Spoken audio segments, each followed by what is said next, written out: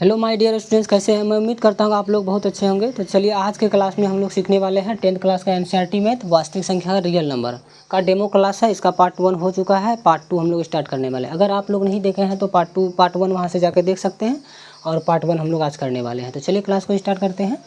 तो चलिए पार्ट 1 में हम लोग इसका बहुत सारे संख्या भी कर चुके थे, पूर्णांक संख्या तक हम लोग कर चुके थे। पूर्णांक संख्या कहते किसे हैं? तो शून्य सहित सभी धनात्मक एवं ऋणात्मक संख्याओं के समूह को ही क्या कहते हैं? पूर्णांक संख्या कहते हैं। तो इसका जैसे को भी देख लिए थे। अगर आपसे ये पूछेगा क्या सभी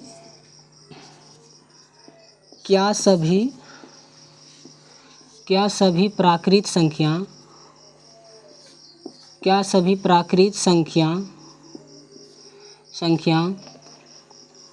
पूर्णांक संख्या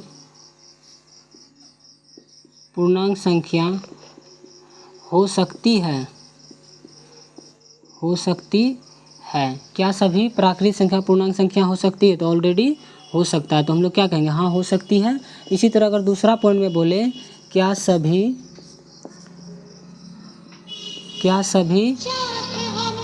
पूर्ण संख्या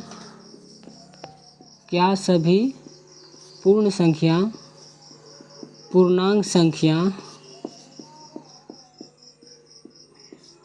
संख्या हो सकती है?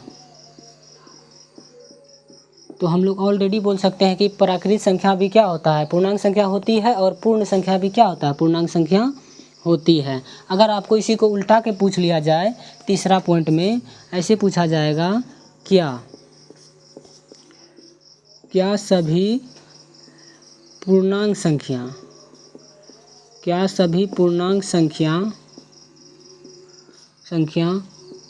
पूर्ण संख्या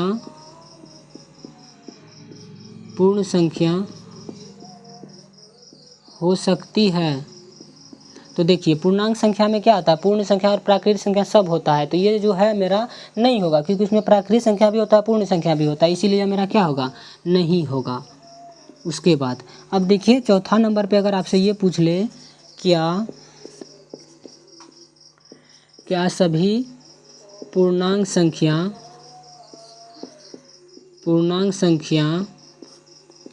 प्राकृत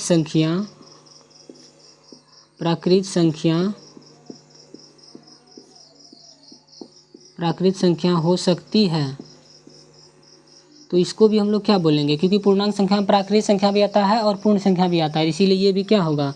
तो नहीं होगा। तो इसमें हम लोग सारे कॉन्सेप्ट को देख लिए। पूर्णांक संख्या में क्या सभी प्राकृत संख्या पूर्णांक संख्या हो सकती है? तो ऑलरेडी हो सकता है। उसके बाद क्या सभी पूर्णांक संख्या हो सकती है? तो हाँ, हो सकता है। अगर उल्टा के आपसे पूछ ले कि क्या सभी पूर्णांक संख्या पूर्ण संख्या हो सकती है? तो नहीं हो सकता है। अगर इसी में अगर आपको ये पूछ ले कि क्या सभी पूर्णांक संख्या प्राकृत संख्या हो सकती है? तो ऑलरेडी यह नहीं हो सकता है। अब चलिए यहाँ तक हम लोग देख लिए। अब अगर आपसे यहाँ से हम लोग क्या करेंगे? सम संख्या को समझेंगे। सम संख्या किसे कहते हैं? ये तो आप लोग बच्चे से पढ़ते आ रहे हैं।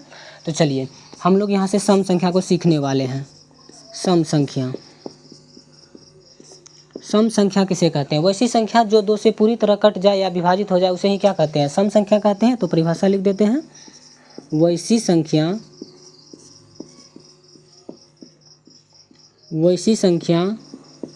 जो 2 से पूरी तरह विभाजित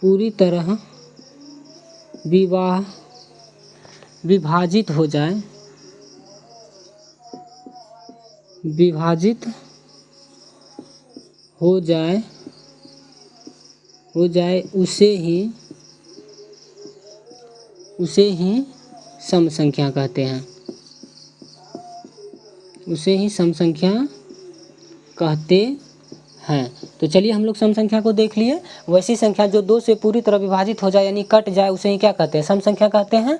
अगर इसका जैसे देखें हम लोग, जैसे देखें तो क्या होगा? 2, 4, 6, 8 इसी तरह कहाँ तक चलेगा? डॉट डॉट इन्फिनिटिव तक चलेगा, मतलब अनंत तक चलेगा। पता नहीं कहाँ तक चलेगा, तो हम लोग इसको क्या बोल सकते हैं? अनंत तक चलेगा। इसी में अगर आपको एक नंबर में पूछ ले कि सबसे छोटी सम संख्या कौन सी हो सकती है? सबसे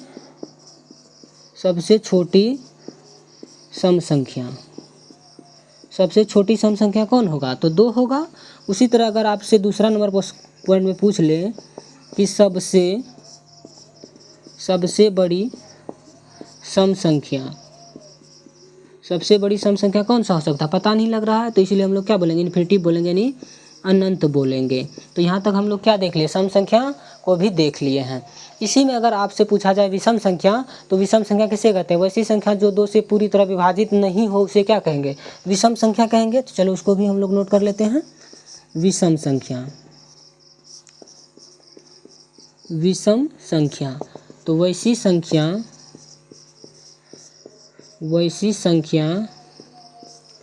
जो 2 से पूरी तरह विभाजित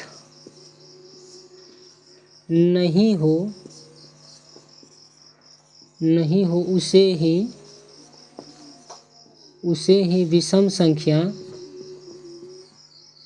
उसे ही विषम संख्या कहते हैं, उसे ही विषम संख्या कहते हैं। तो चलिए यहाँ पर हम लोग देख लिए वैसी संख्या जो 2 से पूरी तरह विभाजित नहीं हो उसे ही क्या कहते हैं, विषम संख्या कहते हैं। अब इसी में अगर जैसे इसका देख लेते हैं, जैसे क्या होता है, तो जैसे में होता है इसका क्या, 1 3 5 7 डॉट डॉट कहाँ तक चलेगा, तो ये भी अनंत तक चलेगा। अब इसमें भी आपसे अगर ये पूछ ले कि सबसे छोटी विषम संख्या, सबसे छोटी विषम संख्या कौन सा होगा, तो देखिए सबसे छोटी विषम संख्या क्या है, तो 1 है। और दूसरा नंबर पॉइंट में ये पूछ ले सबसे बड़ी विषम संख्या, सबसे बड़ी विषम संख्या, तो सबसे बड़ी विषम संख्या क्या हो सकता है, इन्फिनिटिव कोई पता नहीं लग रहा है, तो ये भी क्या हो जाएगा मेरा, तो ये भी अनंत हो जाएगा। तो हम लोग यहाँ से सम संख्या और विषम संख्या के बारे में देख लिए। तो चलिए मेरे प्यारे साथी, यहाँ से स्क्रीनशॉट लेना चाहते हैं तो इसका ले सकते हैं, 1 सेकंड का टाइम देते हैं। तो चलिए हम लोग देख चुके सम संख्या और विषम संख्या। यहाँ से जो है सम संख्या और विषम संख्या से 1-2 क्वेश्चन पूछा जाता है, उस क्वेश्चन को भी देख लेते हैं कैसे पूछा जा सा। अगर आपसे क्वेश्चन ये पूछ लिया जाए, आपको ये पता होना चाहिए कि प्रथम n सम संख्याओं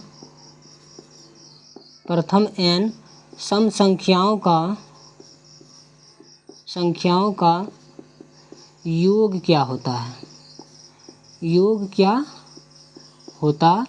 है, तो देखिए यहाँ पर क्या पूछा है, प्रथम n सम संख्याओं का योग क्या होता है, तो ये होता है मेरा n × n+1 होता है। इस पर आपको सवाल भी पूछ लिया जाएगा, ऑब्जेक्टिव सवाल इस पे बनता है। तो देखिए यहाँ पर हमको क्या बोला है कि प्रथम n सम संख्याओं का योग क्या होता है, तो इसी में क्वेश्चन दे देगा आपको। क्वेश्चन ऐसे पूछेगा, मान के चलिए 1 नंबर क्वेश्चन है, पूछ लेगा कि प्रथम 6 सम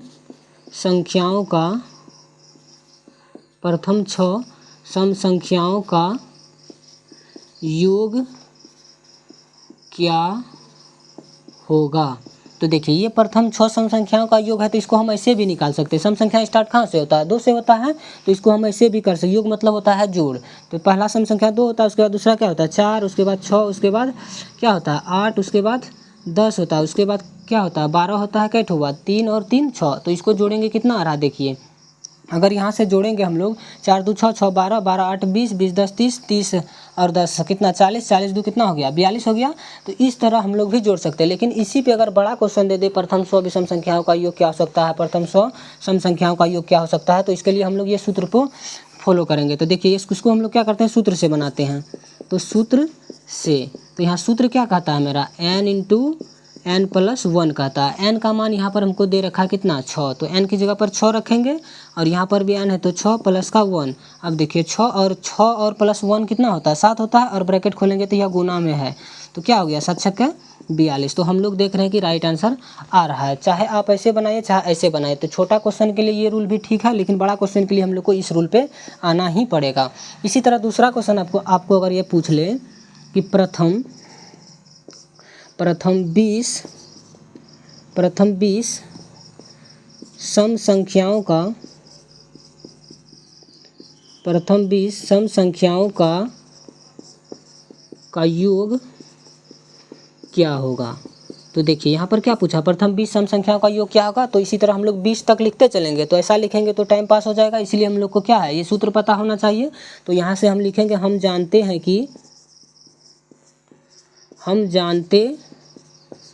कि प्रथम n सम संख्याओं का योग बराबर n सम संख्याओं का योग बराबर क्या होता है। तो देखिए यहाँ फॉर्मूला है n इंटू एन प्लस 1 होता है। तो n का मान दे रखा है कितना, 20, तो इसके जगह पर 20, यहाँ पर भी n है तो यहाँ पर भी 20 प्लस 1, देखिए 20, और यहाँ पर देखिए तो 20 और 1 कितना हो जाता है, 21 हो जाता है ना। तो यहाँ पर देखिए 21 आ गया। अब यहाँ पर जो है आप क्या कर लीजिए, 20 गुना 21 कर लीजिए, जितना आएगा वही मेरा क्या हो जाएगा, आंसर हो जाएगा। देखिए 0 गुना 1 करेंगे 0, 2 गुना 1 करेंगे 2, 0 गुना 2 करेंगे 0, उसके बाद 2 गुना 2 कितना होता है 4, 0 2 और 4 कितना हो गया, तो इसमें राइट आंसर 420 आ गया मेरा। तो इसी तरह हम लोग क्या कर लेंगे, इस सूत्र के माध्यम से हम लोग बना सकते हैं कोई भी सवाल को। तो चलिए सम संख्या में हम लोग देख लिए प्रथम सम संख्या का योग क्या होता है, n इंटू एन प्लस 1, इसका सवाल को भी देख लिए। इसी तरह से अगर आपको पूछ ले कि प्रथम विषम संख्याओं का योग क्या होता है, तो चलिए इसको भी हम लोग इधर देख लेते हैं। इसको नोट में आप लोग जो है ना याद कर लीजिएगा। प्रथम n विषम संख्याओं का, प्रथम n विषम संख्याओं का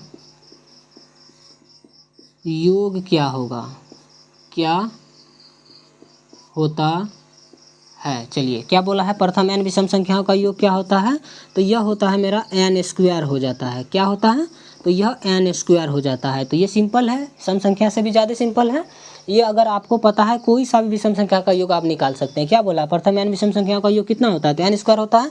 चलिए इस पर भी हम लोग क्या करते हैं, एक दो सवाल बना लेते हैं। तो चलिए पहला सवाल है, इसमें पूछ लेगा आपको यही, जैसे मान के चलिए पहला क्वेश्चन हम लोग ले लेते हैं, प्रथम 6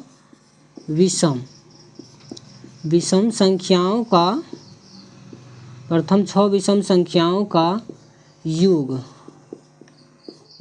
क्या होगा। तो चलिए यहाँ पर हम लोग क्या देखें, प्रथम 6 विषम संख्याओं का योग क्या होगा। तो देखिए यहाँ पर हम लोग जानते हैं सूत्र क्या होता है, तो n स्क्वायर होता है। तो n का मान कितना दे रखा है 6, तो 6 का स्क्वायर कितना हो जाएगा 36 हो जाएगा। इसी तरह से अगर आपको दूसरा क्वेश्चन हम दे देते हैं कि प्रथम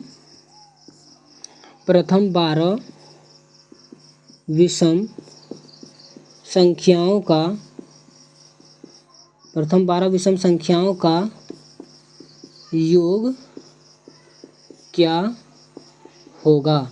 तो देखिए प्रथम 12 विषम संख्या का योग क्या होगा, जस्ट यहाँ पर हम लोग सूत्र जानते हैं क्या होता है, n स्क्वायर होता है। तो यहाँ n का मान कितना दे रखा है 12, तो n की जगह पर 12 रखेंगे और 12 का स्क्वायर, तो 12 का स्क्वायर कितना होता है, तो 144 हो जाता है। तो इसका राइट आंसर क्या होगा 144। तो हम लोग क्या देखें, सम संख्या और विषम संख्या का योग कैसे निकलता है, इसको भी आज हम लोग सीख लिए। चलिए आगे हम लोग कॉन्सेप्ट को बढ़ाते हैं। अगर स्क्रीनशॉट लेना चाहते हैं इसका भी ले सकते हैं आप। तो चलिए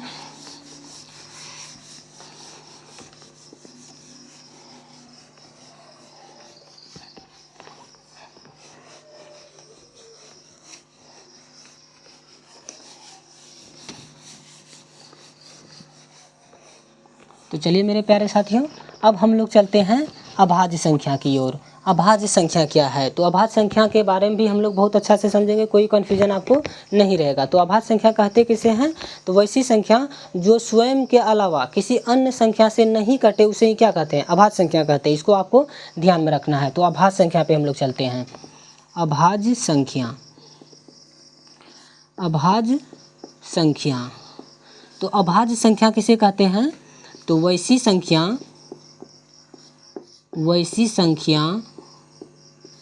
जो स्वयं के अलावे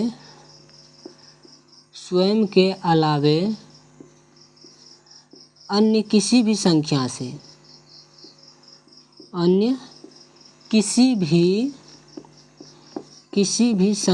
से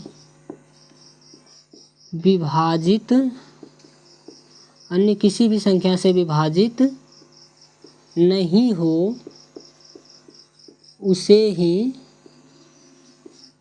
क्या कहते हैं, तो अभाज्य संख्या कहते हैं।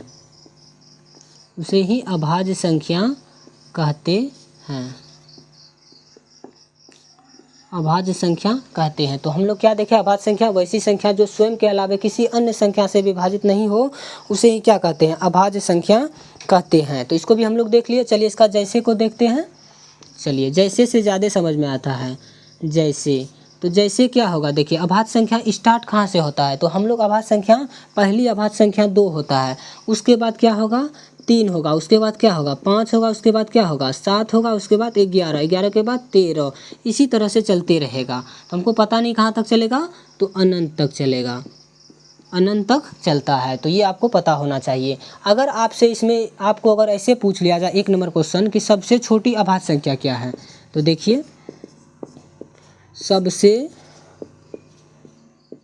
छोटी अभाज्य संख्या, सबसे छोटी अभाज्य संख्या क्या होगा, तो सबसे छोटी अभाज्य संख्या क्या दिख रहा है मेरा, तो 2 दिख रहा है। उसके बाद अगर इसी में पूछ ले कि सबसे बड़ी अभाज्य संख्या, सबसे बड़ी अभाज्य संख्या, तो सबसे बड़ी अभाज्य संख्या क्या होता है, तो डिफिनिट नहीं है, कोई पता नहीं कितना है, तो ये भी क्या हो जाएगा, अनंत हो जाएगा, इन्फिनिटिव है। तो सबसे छोटी अभाज्य संख्या क्या हुआ 2, और सबसे बड़ी अभाज्य संख्या क्या है, तो अनंत है। अगर क्वेश्चन तीसरा नंबर पे पॉइंट पे आपको ये पूछ लिया जाए कि 2 अंकों की सबसे छोटी अभाज्य संख्या कौन सी है, तो इसको भी हम लोग नोट कर लेते हैं। 2 अंकों की सबसे छोटी अभाज्य संख्या, 2 अंकों की सबसे छोटी अभाज्य संख्या क्या होती है, तो इसको भी हम लोग आज देखेंगे। देखिए 2 अंक की सबसे छोटी अभाज्य संख्या कहाँ हुआ है, 2 यहाँ पर है, 3 4 नहीं है, 2 3 5 7 11, तो 2 अंक का स्टार्ट कहाँ से हुआ है 11 से, तो 2 अंक की सबसे छोटी अभाज्य संख्या क्या हो जाएगा, तो मेरा 11 हो जाएगा। उसके बाद अगर चौथा पॉइंट से आपसे ये पूछ लिया जाए कि 2 अंकों की सबसे बड़ी अभाज्य संख्या क्या है, इसको भी हम लोग नोट कर लेते हैं। 2 अंकों की सबसे बड़ी अभाज्य संख्या, तो 2 अंकों की सबसे बड़ी अभाज्य संख्या क्या होगा, तो 97 यानी 97 हो जाएगा। इसको भी आपको ध्यान में रखना है। 2 अंकों की सबसे बड़ी अभाज्य संख्या क्या होता है, 97 है। इसमें देख लिए, अगर क्वेश्चन आपको ये पूछ लिया जाए कि 1 से लेकर के 50 तक कितनी अभाज्य संख्याएं हो सकती है, इसको भी आप नोट में रखिएगा 5 नंबर पॉइंट में। 1 से 50 तक, 1 से 50 तक कितनी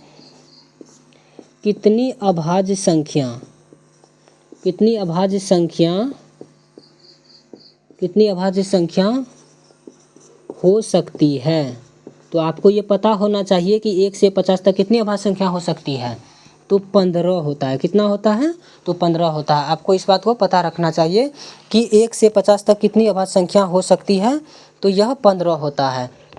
इसी तरह से अगर ये पूछ लिया जाए कि 1 से 100 तक कितनी अभाज्य संख्याएं हो सकती है, तो देखिए छठा पॉइंट हम लोग नोट करते हैं।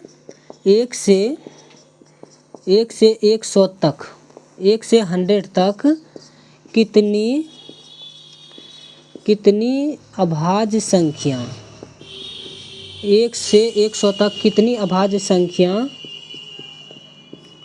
कितनी अभाज्य संख्या हो सकती है। तो देखिए 1 से 100 तक कितनी अभाज्य संख्या हो सकती है, तो यह कितना होता है मेरा 25 होता है। अब अगर आप कहिएगा यहाँ पर कि 1 से 50 तक कितनी अभाज्य संख्या है, तो 15, तो उसी तरह से 1 से 100 तक कितना हो जाएगा 30, ये गलत है। तो 1 से 100 तक 25 अभाज्य संख्या ही होता है, आप इसको ध्यान में रखिएगा। तो हम लोग अभाज्य संख्या से जितना नॉलेज था सारे के सारे हम लोग ले चुके हैं। अब बचा क्या है, तो भाज्य संख्या बचा है। तो भाज्य संख्या किसे कहते हैं, इसको हम लोग इधर देख लेते हैं। तो चलिए भाज्य संख्या पे हम लोग चलते हैं कि भाज्य संख्या किसे कहते हैं। तो चलिए यहाँ लिख लेते हैं भाज्य संख्या, 2 नंबर पॉइंट पे लिख लेते हैं भाज्य संख्या। भाज्य संख्या क्या है या किसे कहते हैं, तो भाज्य संख्या क्या होता है कि वैसी संख्या जो 1 से भी कटे यानी स्वयं से कटे और कोई अन्य संख्या से भी वह क्या हो जाए, कट जाए, उसे ही क्या कहते हैं, भाज्य संख्या कहते हैं। तो इसका भी परिभाषा हम लोग लिख लेते हैं। वैसी संख्या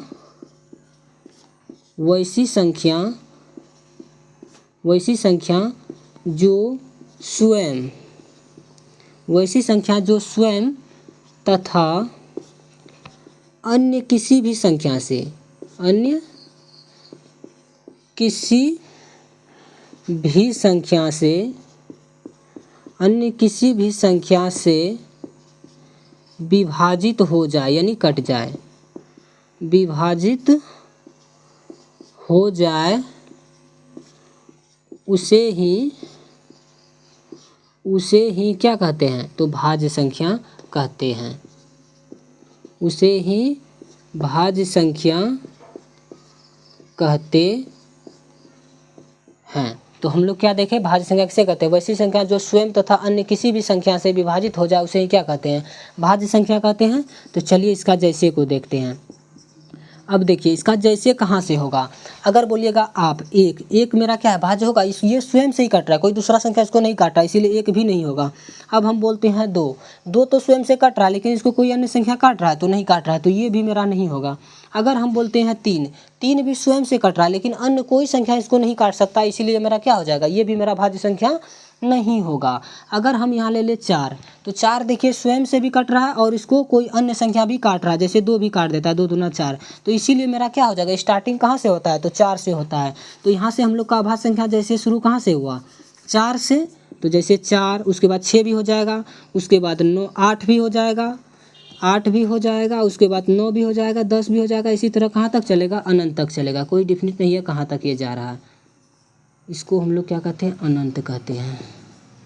तो यहाँ पर भी अगर आपसे पूछ लिया जाए 1 नंबर पॉइंट में कि सबसे छोटी भाज्य संख्या, सबसे छोटी भाज्य संख्या, सबसे छोटी भाज्य संख्या क्या हो सकती है, तो सबसे छोटी भाज्य संख्या यहाँ आपको दिख रहा होगा क्या आता है, तो 4 होता है। और दूसरा पॉइंट में ये पूछ लिया जाए कि सबसे बड़ी भाज्य संख्या, सबसे बड़ी भाज्य संख्या, तो सबसे बड़ी भाज्य संख्या क्या है, पता लग रहा है, कोई पता नहीं लग रहा है, इसीलिए भी क्या हो जाएगा, इन्फिनिटिव यानी अनंत हो जाएगा। तो सबसे बड़ी भाज्य संख्या भी क्या होता है, तो अनंत होता है। हम लोग भाज्य संख्या को भी देख लिए। अगर क्वेश्चन आपको ये ऐसा पूछ लिया जाए 1 नंबर में कि सबसे छोटी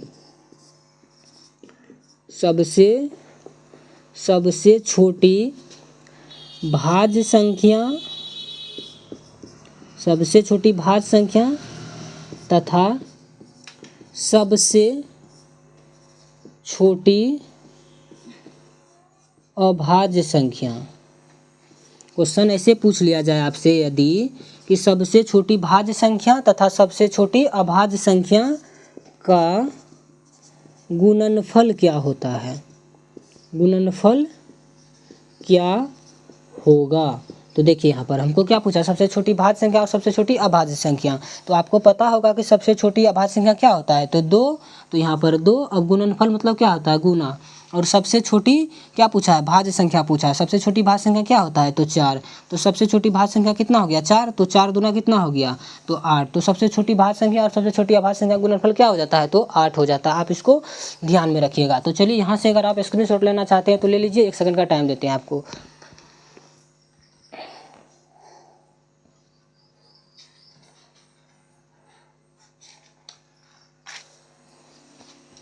चलिए यहाँ तक हो गया है। अब आगे हम लोग का बच गया है क्या, सहभाज्य संख्या, उसको भी हम लोग देख लेते हैं।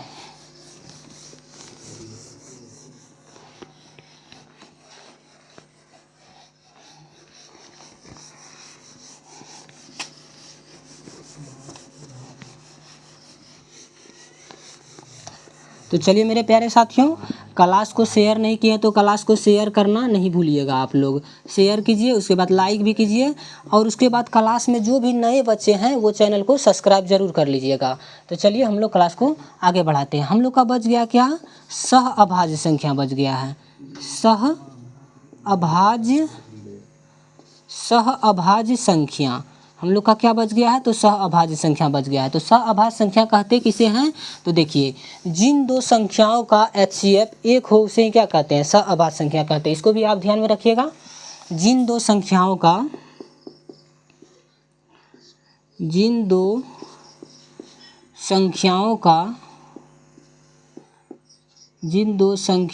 का का HCF, देखिए HCF मतलब होता क्या है, इसको आप समझ लीजिए। HCF मतलब होता है हाई कॉमन फैक्टर, मतलब इसी को हम लोग कहते हैं महत्तम समापवर्तक कहते हैं। तो देखिए जिन दो संख्याओं का HCF एक हो, जिन दो संख्याओं का HCF एक हो उसे ही सह अभाज्य संख्या कहते हैं। तो देखिए हम लोग क्या देखें, जिन दो संख्याओं का HCF एक होता है उसे ही क्या कहते हैं, सहअभाज्य संख्या कहते हैं।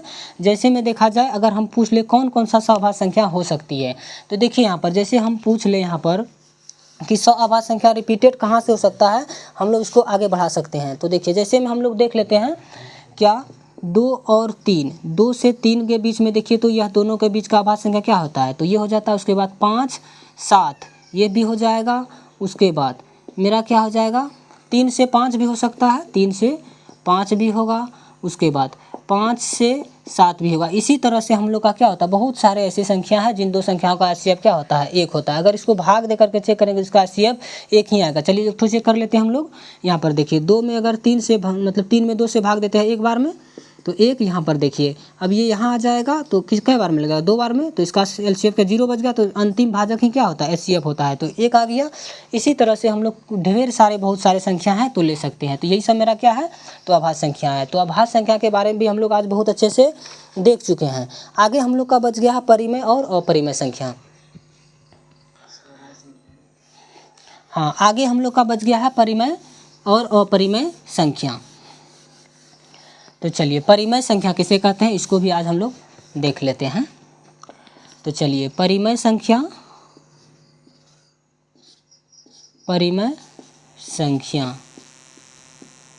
परिमेय संख्या किसे कहते हैं। तो देखिए परिमेय का मतलब क्या होता है, तो ये आज हम लोग समझ लेंगे। और परिमेय और अपरिमेय संख्या में आपको कभी कन्फ्यूजन नहीं होगा, इसका जोड़ घटा गुना भागा हम लोग सब सीखेंगे। तो चलिए परिमेय संख्या किसे कहते हैं, तो वैसी संख्या जिसे P/Q के रूप में लिखी जाए उसे ही क्या कहते हैं, परिमेय संख्या। जहाँ पर P और Q क्या है, कोई पूर्णांक है, और हम लिख सकते हैं जहाँ Q बराबर डज नॉट इक्वल टू 0, यानी Q का मान कभी भी 0 नहीं हो सकता। आप इसको ध्यान में रखिएगा। तो चलिए इसका परिभाषा देख लेते हैं, परिमेय संख्या किसे कहते हैं।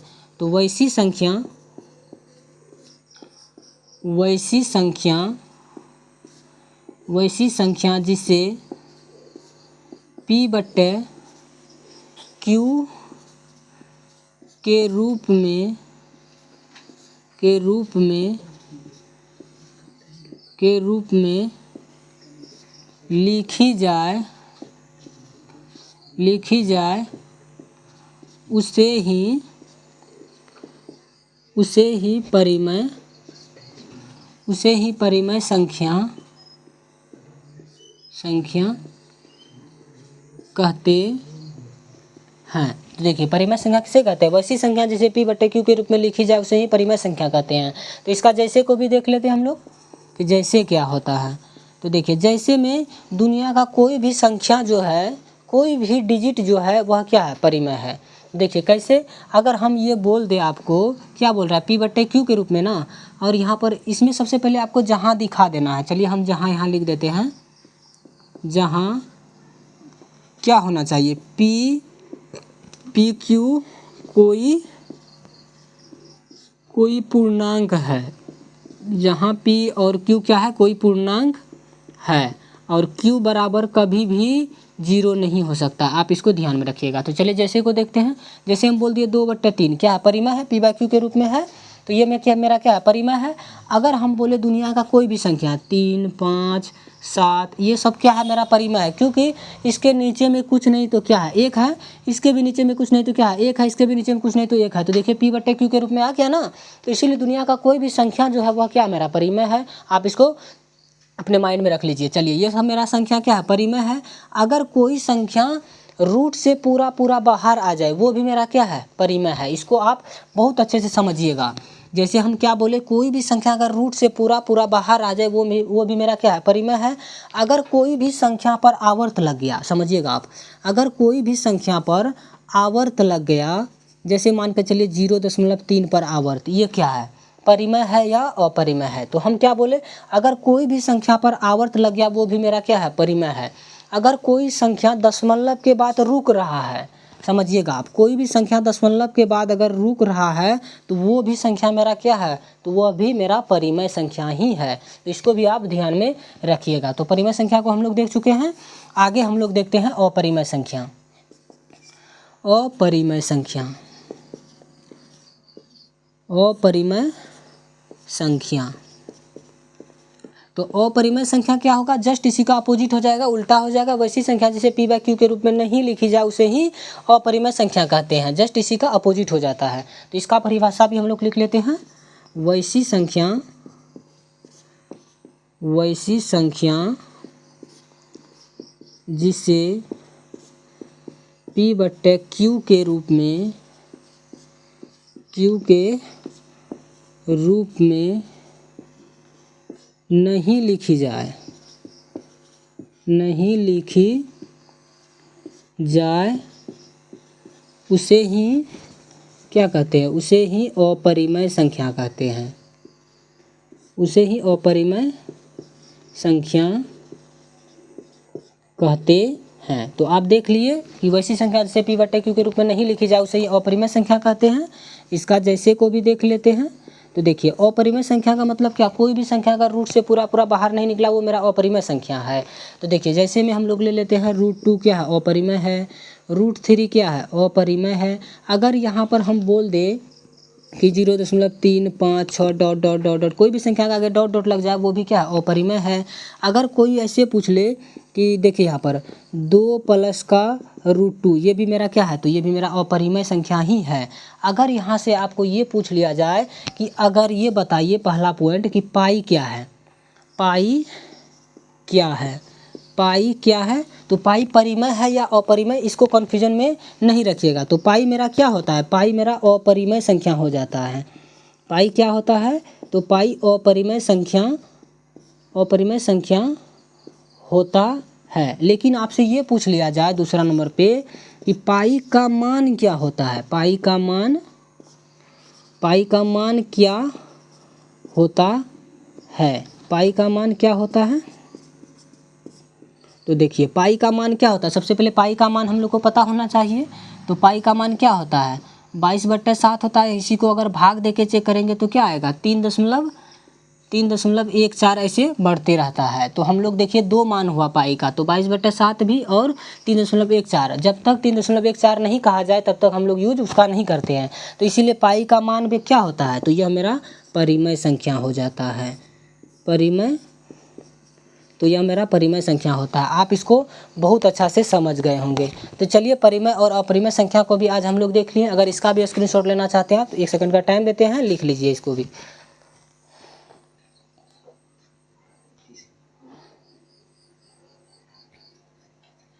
तो चलिए हम लोग देख लिए हैं।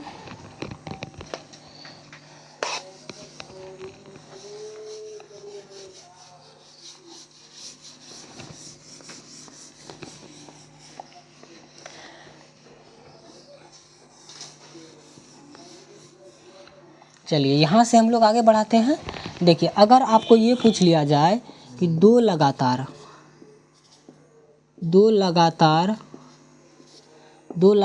सम संख्या, दो लगातार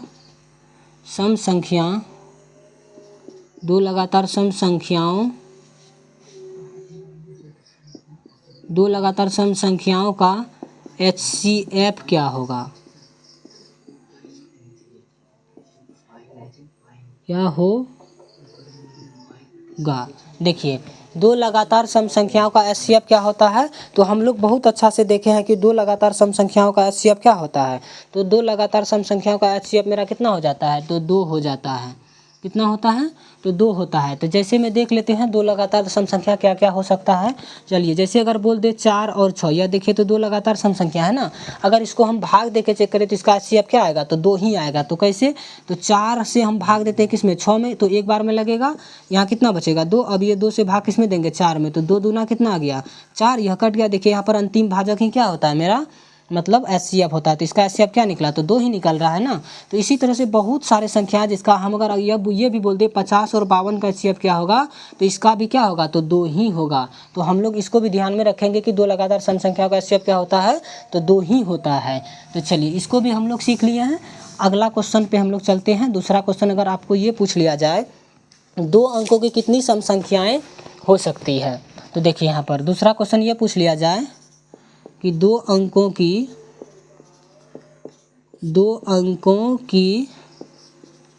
कितनी सम संख्या हो सकती है, तो ये पूछ लिया जाए क्वेश्चन कि 2 अंकों की कितनी सम संख्याएं हो सकती है। तो सबसे पहले यहाँ पर आपको कॉन्सेप्ट पता होना चाहिए।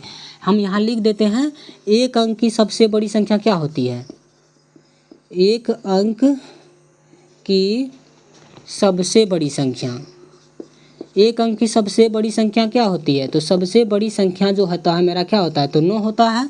उसी तरह से दूसरा पूछ लिया जाए कि 2 अंक की सबसे बड़ी संख्या क्या होगा, तो 2 अंक की सबसे बड़ी संख्या 99 होता है। अगर 3 नंबर पे ये पूछ लिया जाए 3 अंकों की सबसे बड़ी संख्या क्या हो सकती है, तो 3 अंकों की सबसे बड़ी संख्या 9000 नहीं सॉरी मेरे प्यारे साथियों, तो 999 हो जाता है। उसी तरह 4 नंबर पे आपको पूछ लिया जाए कि 4 अंकों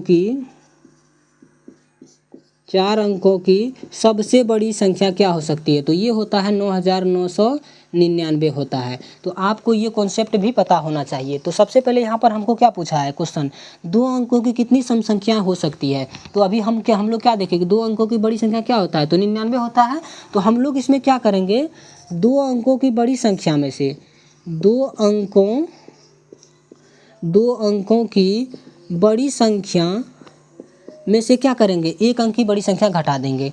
देखिए 2 अंक की कितनी सम संख्या हो सकती है ये पूछा है, तो हम लोग क्या करेंगे, 2 अंकों की बड़ी संख्या में से घटा देंगे किसको, 1 अंक की बड़ी संख्या को, 1 अंक की बड़ी संख्या को, 1 अंक की बड़ी संख्या। तो देखिए जब भी ऐसा क्वेश्चन पूछे तो आप इसको ध्यान में रखिएगा कि 2 अंक की बड़ी संख्या में से क्या करेंगे, 1 अंक की बड़ी संख्या को घटा देंगे। तो 2 अंक की बड़ी संख्या क्या होता है, तो यहाँ हम लिख चुके हैं 99 होता है। तो 99, उसके बाद माइनस है तो माइनस, और 1 अंक की बड़ी संख्या क्या होता है, तो 9 होता है। तो इसको क्या कर देंगे, घटा देंगे। देखिए 99 में से 9 जाएगा कितना बचेगा, तो मेरा 90 बच जाएगा। तो हम लोग क्या देखें कि 2 अंक की कितनी सम संख्या हो सकती है, तो वह 90 हो सकता है। इसी तरह से अगर तीसरा क्वेश्चन आपसे ये पूछ लिया जाए कि 3 अंकों की, समझिएगा आप, 3 अंकों की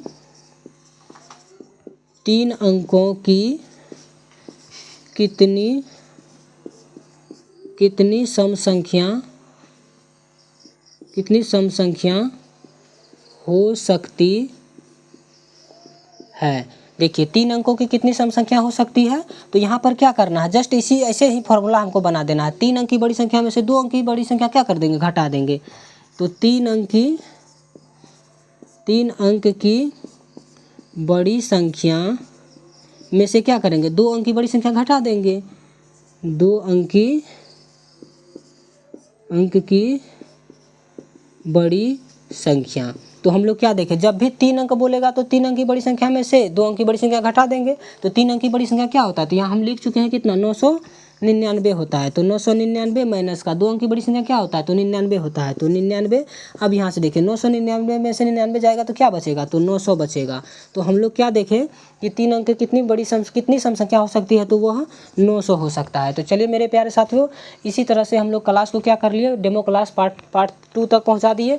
अगर इसका पार्ट 3 भी देखते हैं हम लोग, पार्ट 3 भी कल कर लेंगे इसका, और पार्ट 3 में कोशिश करेंगे कि हम लोग क्या करेंगे, पूरा डेमो क्लास को ख़त्म कर लेंगे। क्लास अच्छा लगा तो लाइक कीजिएगा, शेयर भी कीजिएगा, अपने जो भी फ्रेंड है उसमें क्लास को क्या कीजिएगा, शेयर कीजिएगा। तो चलिए धन्यवाद, आज के लिए इतना ही, टाइम इजाज़त नहीं देता है।